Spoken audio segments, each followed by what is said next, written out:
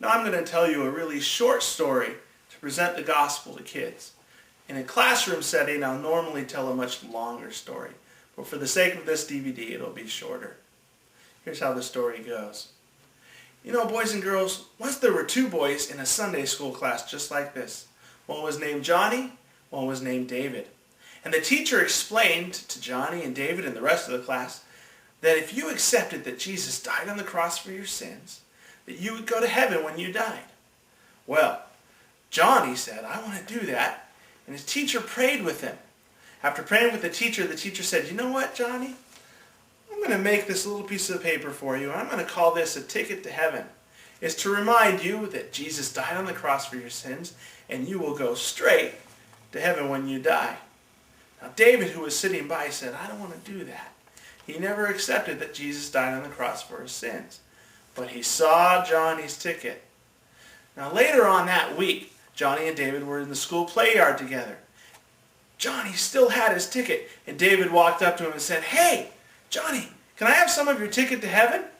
Well, David told him, or Johnny told David, excuse me. He said, David, there's no such thing as a ticket to heaven. You need to accept that Jesus died on the cross for your sins. David said, I don't want to do that. But can I have some of your ticket? So sure enough, Johnny, being a good friend, got a pair of scissors, and he cut his ticket to heaven, and he gave some of it to David. Well, David was happy for a little while, but later on that day on the bus on the way home, he saw that Johnny still had that ticket to heaven, and sure enough, Johnny had more than him. So he said once again, Johnny, can I have some of your ticket to heaven? Johnny said, you know, there's no such thing as a ticket to heaven. You have to accept that Jesus died for your sins on the cross.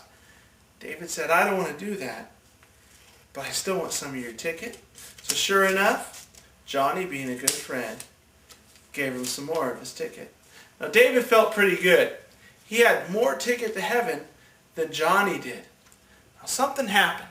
They continued to go through school and high school and college, and they graduated. They got married, had children, grew up, and throughout David's entire life, he never would accept Jesus. But funny thing, he always kept that ticket to heaven. Then something happened. Eventually, like will happen to all of us, David died.